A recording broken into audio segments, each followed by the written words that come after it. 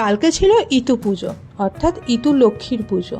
আর এই ইতু লক্ষ্মী পুজোতে কিভাবে নবান্ন আমি বানিয়ে থাকি বা আমার শ্বশুরবাড়িতে বানানো হয় সেই রেসিপি আজকে আপনাদেরকে দেখাবো। নমস্কার সকলকে, আমি অর্চিতা, অর্চিমিত রেসিপি মার চ্যানেলে আপনাদের সকলকে স্বাগত জানাই নতুন একটা রেসিপিতে। আশা করি সকলেই খুব ভালো আছেন।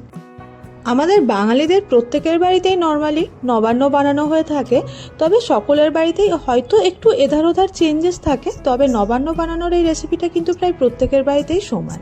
আমি প্রথমে এখানে একটা বড় বাটিতে নিয়ে নিয়েছি বেশ খানিকটা পরিমাণের চাল।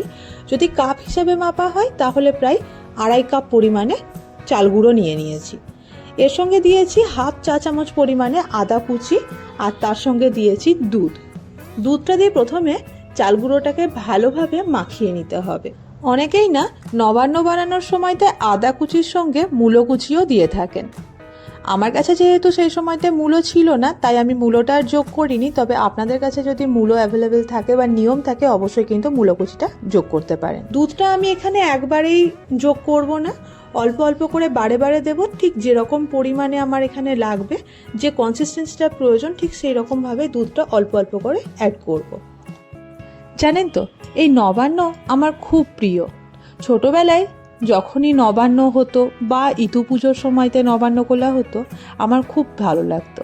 এখন বাড়ি থেকে দূরে থাকলেও চেষ্টা করি ওই একইভাবে নবান্নটাকে ঘরেই কোলার, এবং এই একইভাবে কিন্তু আমি আজকে বানিয়েছি। চেষ্টা করছি আপনাদের সামনে সেটাই তুলে ধরার। দেখতেই পাচ্ছেন অল্প অল্প করে দুধ দিয়ে কিন্তু আমি নবান্নটার যে চালটা প্রথমে দুধ দিয়ে গুলে নিতে হয় সেটা বানিয়ে নিয়েছি ব্যাটারটা। এরপরে এখানে দিয়ে দেব প্রায় 1 কাপ থেকে 1.5 কাপ পরিমাণে খোয়া ক্ষীর, যেটা গ্রেট করে নিয়েছি। দিয়েছি প্রায় 15 থেকে 20টা খেজুর, যেটাকে কিছুক্ষণ আগে গরম জলে ভিজিয়ে নিয়েছিলাম। আর দিয়েছি এখানে বেশ কিছুটা পরিমাণে কাজু, আর 4 থেকে 5টা ছাড়ানো খেজুর। এরপরে দিয়ে দেবো মিষ্টি। আমি এখানে খেজুর গুড়ের সন্দেশ ব্যবহার করছি, আপনারা চাইলে যে কোনো রকমের সন্দেশ কিন্তু ব্যবহার করতে পারেন। এর সঙ্গে সঙ্গে দিয়ে দিচ্ছি এখানে ফল হিসাবে কলা এবং আপেল কুচি। কলা আর আপেলটাকে যতটা সম্ভব ছোট করে কুচি করে নেওয়া যায় সেরকম ভাবে কুচি করে। আর অবশ্যই আর একটা উপকরণ দিতে ভুলবেন না, যেটা হচ্ছে নারকেল কোড়া।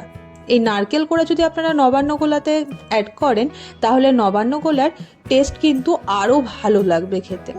আমি এই সময়তে নারকেল কোড়া যোগ করতে অবশ্যই ভুলে গেলেও পরে কিন্তু নারকেল কোড়া যোগ করেছি, যাতে নবান্নের টেস্টটা আরও সুন্দর লেগেছে। সমস্ত উপকরণগুলোকে এবারে খুব ভালোভাবে ওই আগে থেকে গুলিয়ে নেওয়া চালের গোলাটার সঙ্গে মিশিয়ে নিতে হবে।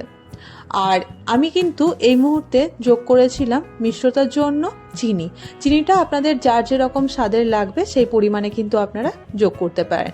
আমি এখানে ওই 2 থেকে 2.5 কাপ মাপের চাল গুঁড়ো দিয়েছিলাম, তাই 1 কাপ পরিমাণে চিনি ব্যবহার করেছি। তাছাড়াও অলরেডি এখানে কলা আছে এবং খেজুর ও মিষ্টিও দেওয়া আছে। আর আমার মনে হয়েছিল একটুখানি দুধ লাগবে, কারণ কি চালকোলার কনসিস্টেন্সিটা অনেকটাই ঘন হয়ে গিয়েছিল। একটুখানি পাতলা করার জন্য আমি আরও 1/2 কাপ পরিমাণে দুধ দিয়ে দিলাম এবং সমস্তটাকে খুব ভালোভাবে মাখিয়ে নেব। আর হ্যাঁ, এরই পরে দিয়ে দিয়েছিলাম 1/2 কাপ পরিমাণে নারকেল কোড়া। এখানে একটা ছোট্ট কথা বলা অত্যন্ত জরুরি, যেটা হচ্ছে এই নবান্নটা গুলতে আমার কিন্তু প্রায় 500 ml পরিমাণে দুধ লেগেছে। চাইলে আমি প্রথমে 500 ml দুধ দিয়ে দিতে পারতাম, কিন্তু তাহলে আমি কিন্তু বুঝতে পারতাম না যে কতটা কনসিস্টেন্সি আমার লাগবে। এটা যদি খুব বেশি পাতলা হয়ে যায় তাহলে কিন্তু নবান্নটা খেতে একদমই ভালো লাগবে না। তাই আমি আপনাদেরকে দেখালাম ঠিক যেরকম কনসিস্টেন্সি, এই রকম কনসিস্টেন্সি কিন্তু প্রয়োজন নবান্নটা গুলতে। তাহলে দেখতেই পেলেন নিশ্চয়ই নবান্ন গোলাটা বানানো ঠিক কতটা সোজা, এবং ঠিক কি কি উপকরণ দিয়ে আমরা বাড়িতে নবান্ন বানিয়ে থাকি। তৈরি হয়ে গিয়েছে ইতু পুজোর জন্য স্পেশাল নবান্ন। ওপর থেকে গার্নিশ করে দেবো একটুখানি খোয়া ক্ষীর, একটুখানি নারকেল কোড়া, কলা, কাজু, কিশমিশ এবং আপেল কুচি দিয়ে। আশা করছি আজকের এই নবান্ন কোলা রেসিপিটা আপনাদের ভালো লেগেছে। আর এর আগেও কিন্তু আমি আপনাদেরকে একটা ব্লগে দেখিয়েছিলাম কিভাবে আমার শ্বশুরবাড়িতে ইতু লক্ষ্মীর পুজো করা হয় এবং সেখানে নবান্ন কোলা হয়। যদি না দেখে থাকেন অবশ্যই একবার গিয়ে দেখে আসবেন। আর আজকের রেসিপিটা ভালো লাগলে অবশ্যই লাইক শেয়ার করতে ভুলবেন না। আর যদি এই প্রসেসে আপনারাও বাড়িতে ইতু লক্ষ্মীর জন্য নবান্ন বানিয়ে থাকেন, তাহলে নিচের কমেন্ট বক্সে লিখে জানাতে ভুলবেন না।